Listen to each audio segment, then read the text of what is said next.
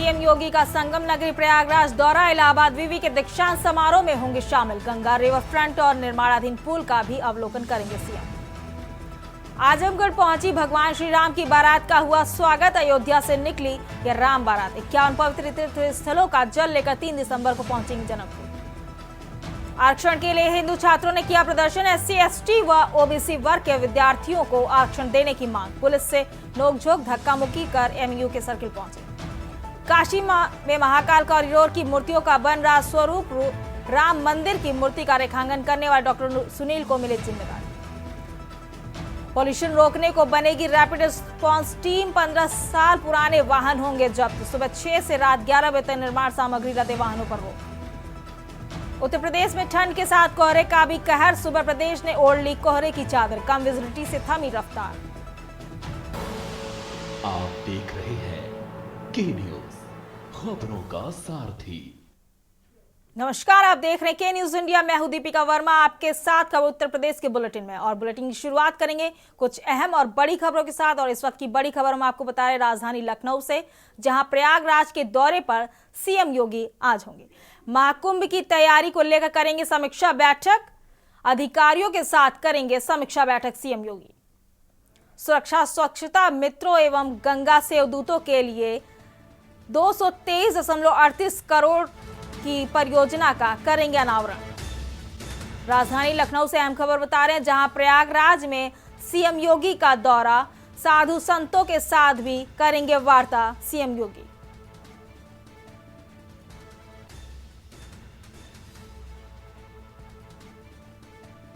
राजधानी लखनऊ से इस वक्त की अहम खबर बता रहे हैं, जहां साधु संतों के साथ भी सीएम योगी वार्ता करते हुए नजर आएंगे। महाकुंभ की तैयारी को लेकर समीक्षा बैठक करेंगे सीएम योगी। अधिकारियों के साथ भी करेंगे समीक्षा बैठक।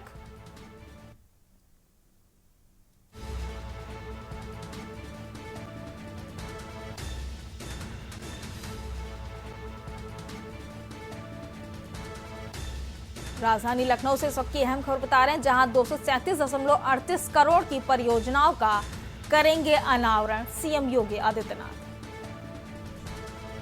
बता दें, साधु संतों के साथ भी वार्ता करते नजर आएंगे सीएम योगी।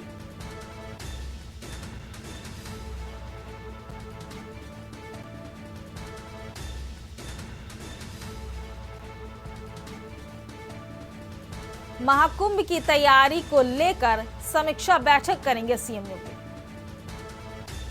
राजधानी लखनऊ से अहम खबर बता रहे हैं, जहां प्रयागराज के दौरे पर आज सीएम योगी आदित्यनाथ होंगे।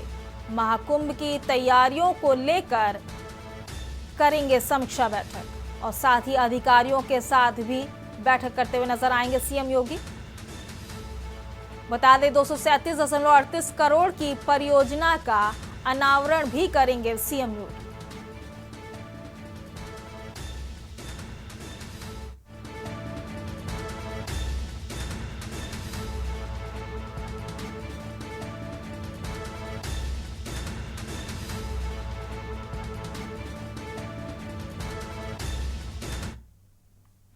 अब रुक करते हैं अगली खबर का। धर्म और अध्यात्म का शहर काशी अपने खान पान के लिए भी जाना जाता है। बनारस का पान तो इतना मशहूर है कि इस पर फिल्मी गाने भी बना दिए गए।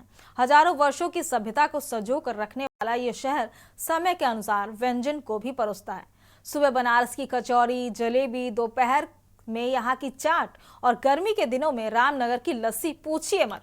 बनारस में ओस से बनने वाली मलाइयों का स्वाद चखने को मिलेगा। एक हफ्ते से जैसे ही ठंड पड़ रही है, वैसी मलाइयों भी बनारस के चौराहों और गलियों में बनता दिख रहा है। सभी बनारसी और पर्यटकों को इस मलाइयों के लिए साल भर इंतजार करना पड़ता है, क्योंकि गर्मी के दिन में यह नहीं बन पाता है। देखिए हमारी ये रिपोर्ट।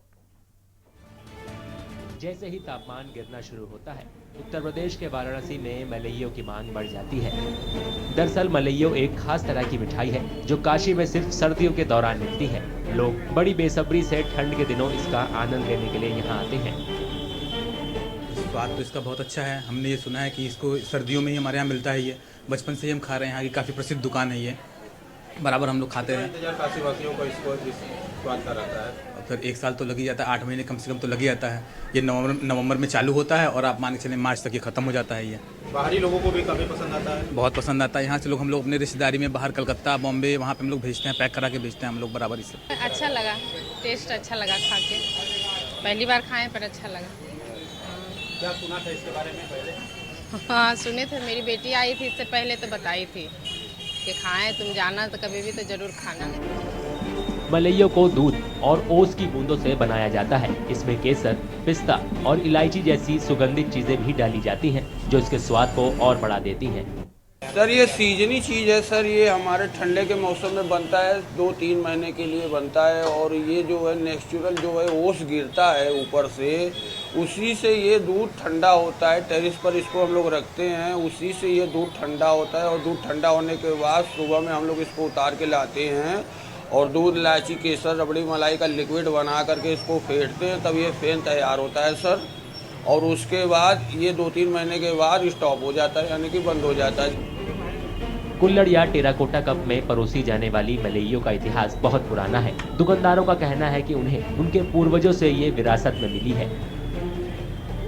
हमारे पूर्वजों का बनाया हुआ है, दादा के समय से हम बना चला आ रहा है, वो बनाते रहे, पिताजी बनाए और हम बना रहे हैं।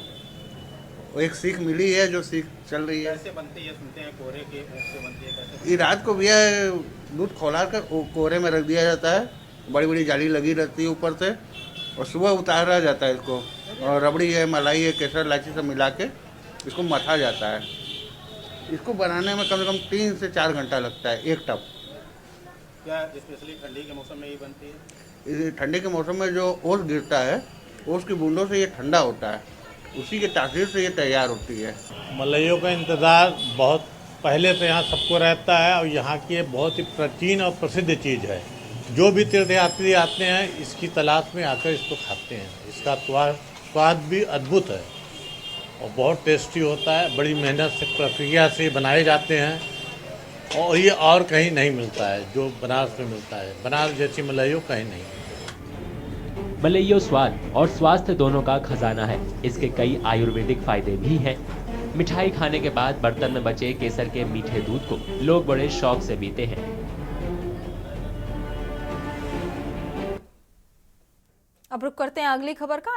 अगली खबर अयोध्या से है, जहां प्रभु श्री राम की भव्य बारात आज निकलने वाली है। 26 नवंबर 2024 को नेपाल के जनकपुर के लिए रवाना होगी। यह आयोजन राम विवाह पंचमी उत्सव के अंतर्गत किया जा रहा है, जो 6 दिसंबर 2024 को जनकपुर में प्रभु श्री राम और माता सीता के विवाह के साथ संपन्न होगा।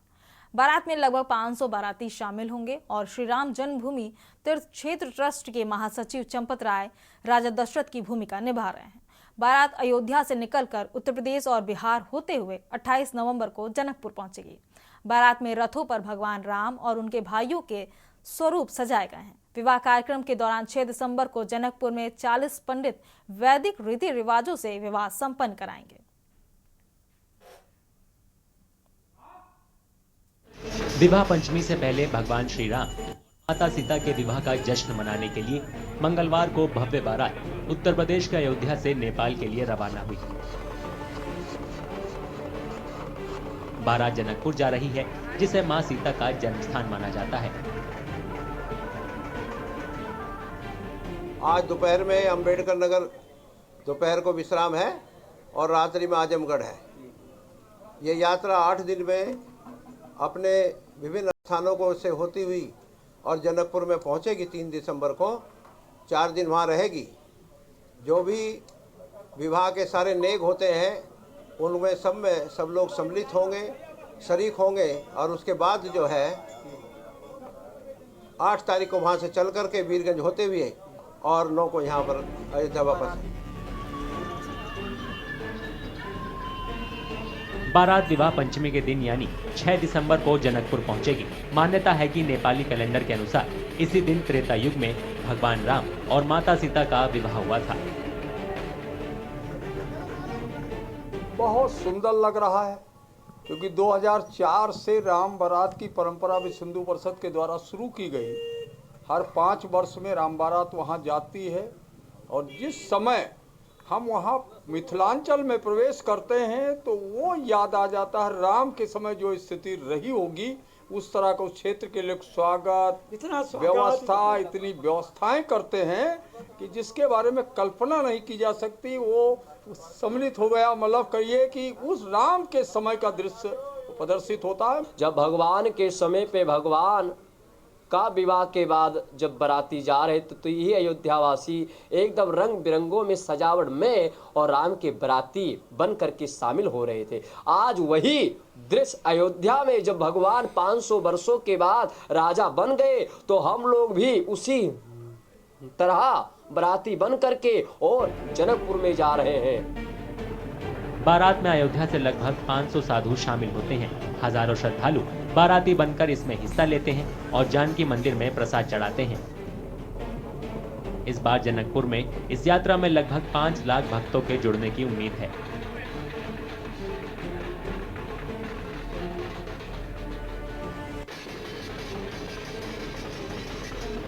विवाह पंचमी खबर एटा से बता रहे हैं, जहां सरकारी दफ्तरों में अधिकारियों कर्मचारियों के लिए ड्रेस कोड को लेकर सख्ती बढ़ गई है।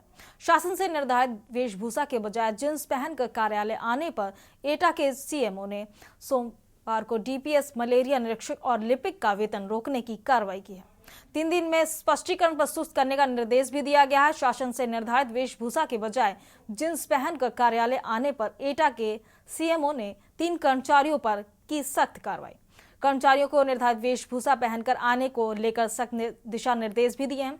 सीएमओ ने कहा कि उच्चाधिकारियों के निर्देश हैं, कार्यालय में सभी अधिकारी व कर्मचारी औपचारिक कपड़े पहनकर ही आए, जींस आदि को पहनकर न आए। इसके संदर्भ में सभी कर्मियों को अवगत भी कराया जा चुका है। इसके बावजूद कर्मी जींस पहनकर कार्यालय में आ रहे थे। कई कर्मियों को मना भी किया गया है।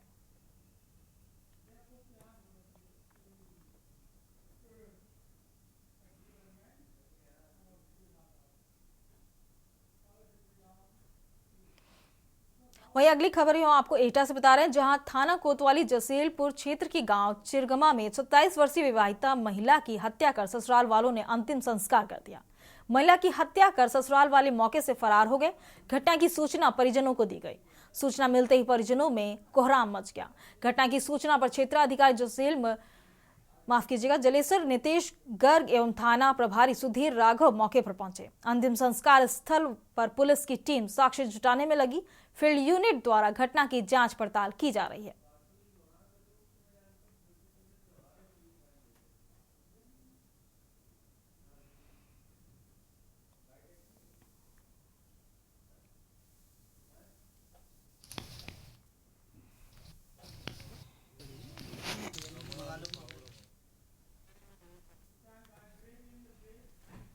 उत्तर प्रदेश के बुलेटिन में फिलहाल वक्त हो चला एक छोटे से ब्रेक का। जल्द हाजिर होंगे। ब्रेक के बाद वापस आ गए और बात कर रहे थे खबरों की, और हम आपको बता रहे थे बलिया से खबर। वाराणसी एडीजी पीयूष को मीडिया से कहा कि वाराणसी जोन में 9 जनपद हैं। उन सभी 9 जनपद में अलग अलग समय पर जाकर वहां की पुलिसिंग समीक्षा करता रहता हूं, और उद्देश्य यह है कि कुछ पुलिसकर्मी अधिकारी सुझाव देना चाहते हैं, उसे सुझाव पर चिंतन किया जा सके, जिससे आगे के कार्यों में जहां जहां कुछ विशेष करने की आवश्यकता हो तय किया जा सके। साथ ही जो अपराध कारित हुए हैं, जिनकी विवेचना चल रही है, उन पर विचार विमर्श करना मुख्य है। इसके अलावा अपने शहर को बेहतर बनाने व यातायात व्यवस्था को बेहतर बनाने के लिए व हर प्रकार के अपराध को रोकने के लिए क्या कर सकते हैं, उस बारे में भी चर्चा हुई।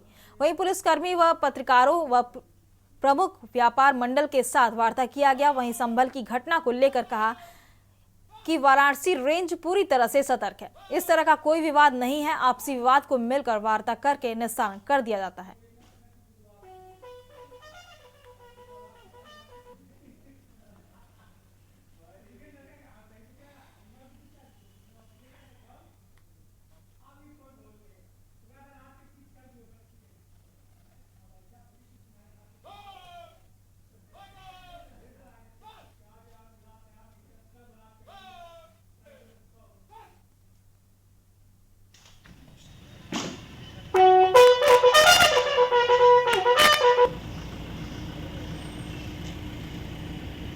वाराणसी जोन में 9 जनपद हैं। उन सभी 9 जनपदों में अलग अलग समय पर मैं जाकर वहाँ की जो पुलिसिंग की समीक्षा करता रहता हूँ।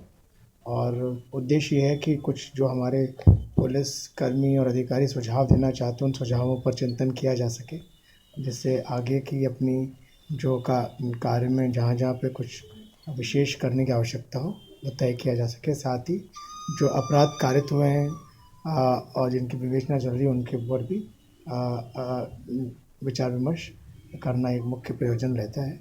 इसके अलावा जो हम अपने शहर को बेहतर बनाने के लिए, यहाँ की यातायात व्यवस्था को अच्छा करने के लिए और हर प्रकार के अपराध को रोकने के लिए कर सकते हैं। अगली खबर बता रहे हैं बांदा से, जहां महाकाल सेवा समिति ने समाज से दहेज प्रथा को समाप्त करने के लिए हार्बर क्लब मैदान में 6 जोड़े परिणय सूत्र में बंधे। समाज में दहेज प्रथा को समाप्त करने की कसम लेते हुए अनावश्यक खर्च को कम करने की बात कही।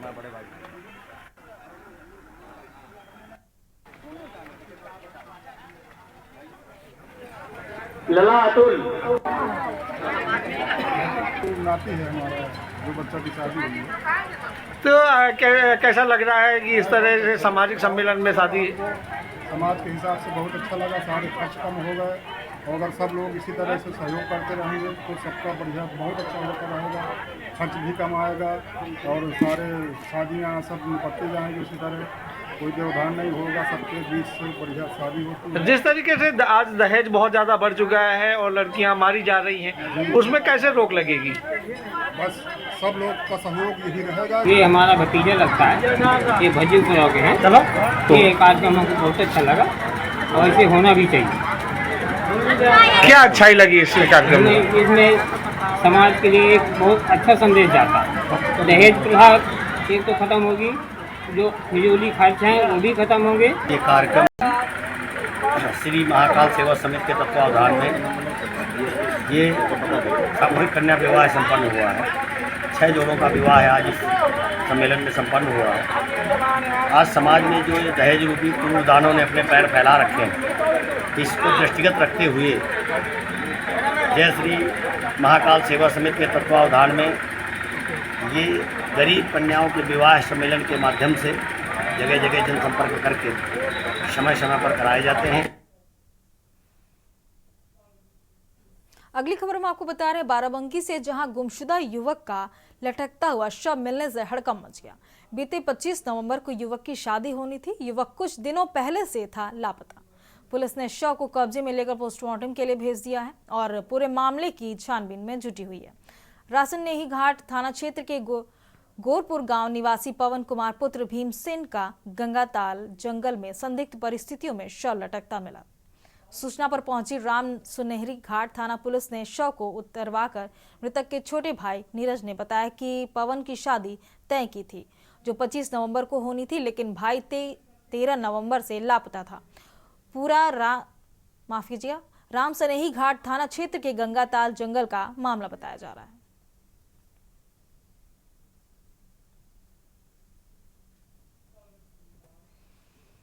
अगली खबर हम आपको कौशाम्बी से बता रहे हैं, जहां संदीप घाट थाना क्षेत्र के गंसरी गांव में कछार की जमीन को लेकर 2 समुदाय के बीच जमकर बवाल हुआ।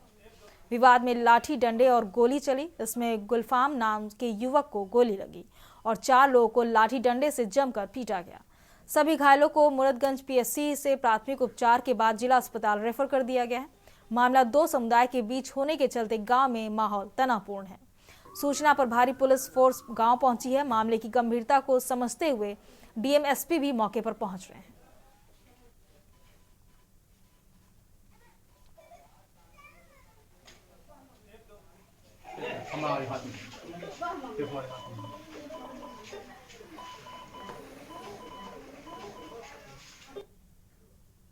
उत्तर प्रदेश के बुलेटिन में फिलहाल इतना ही। आप देखते रहिए न्यूज़ इंडिया। नमस्कार।